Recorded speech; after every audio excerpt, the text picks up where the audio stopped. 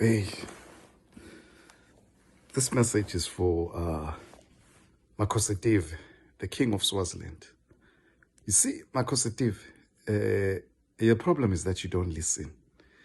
And maybe not even that. Maybe the problem is that you just don't have a brain. You have a very low IQ and you just don't understand. I mean, I understand you were not educated.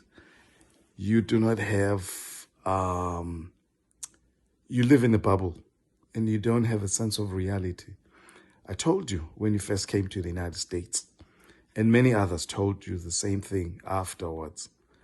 I told you that your primary responsibility as a king of Swaziland is to take care of the people of Swaziland, is to fight and make sure Swazis get services. Okay? When you first came to the United States, I told you the first thing that you do when you wake up is to ask yourself, what am I going to do today to make the life of the average Swazi better than yesterday? And I asked you, when you go to bed, you ask yourself, what have I done to improve the average life, the life of the average Swazi? Okay? Okay, that is your primary responsibility as a king. A king is king by the people, and a king takes care of the people of Swaziland. You see? Suppose I used to say, this land belongs to the people of Swaziland, and everything in it belongs to the people of Swaziland. Today, you are saying everything belongs to you. This whole country belongs to you and everything in it, including the people of Swaziland, as your slaves. That is how dumb and stupid you are, Makhosetive. You don't understand that this country belongs to the people of Swaziland. You are in charge because you hold the nation in trust for the Swazi people. No, you don't own the country, Makhosetive. And you don't own everything that belongs. You don't own everything in Swaziland. This is ridiculous. This is where you lost it. And this is why you'll soon be out of power, because you've violated the trust between the Swazis and their king. Okay, this was a partnership between king and his people.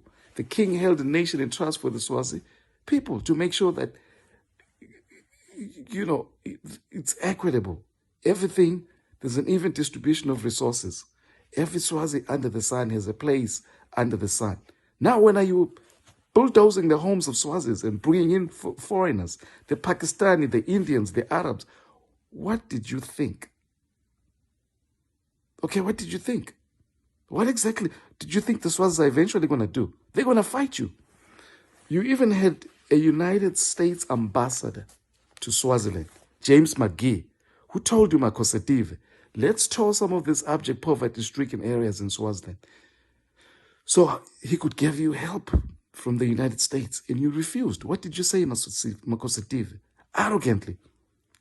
A black man from the United States told you, your power lies in the grassroots people of Swaziland. As long as you do things for the grassroots people of Swaziland, you have nothing to worry about. That is your first line of defense. That is your last line of defense. James McGee told you, because he told me and my mother what he told you. And he even said, and you said, I don't need to go to these communities. I've got chiefs in these areas who tell me what's going on. There's no need for me to go to these communities and visit them. You, Makhosetive, are so arrogant. You had no clue. You have no clue why you are king, because you are an illegitimate king. You were not even supposed to be the king. There was Maguka, Prince Maguka, and Prince Matatazela. My father, who raised me, Prince Matatazela, who was supposed to be the king. My small father, Matatazela, who was raised with my father by a very senior chief, a prince called Mshoshi at Moneni. They were placed there by your father, King Sobhuza II, if he's indeed your father. King Sobhuza II placed my father, my daddy, along with Prince Matatazela, there. You understand? At Moneni, to be raised by Chief Mshoshi. A prince, a senior prince, a confidant of King Sobhuza, to teach them how to be leaders. Okay? So those people are supposed to be the king. either Maguga or Matatazela, not you, Makosative. You're brought by Mfanasbil, George Msili, and Mnengwas, and you are an illegitimate king. And you were anyway.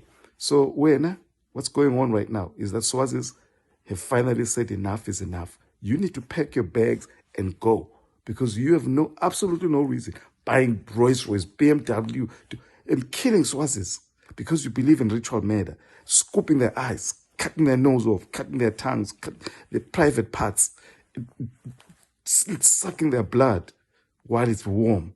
I mean, it's crazy, Makositive. So you need to pack your bags and pack your mama's bags and go back to Masunva where you came, because you're not going to win this battle.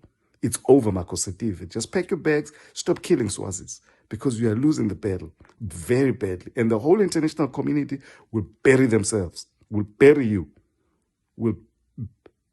Oh, Makositive, you don't even know what's coming. I feel sorry for you, because you are stupid. You are an idiot. I told you so. Now what? But okay, let's see.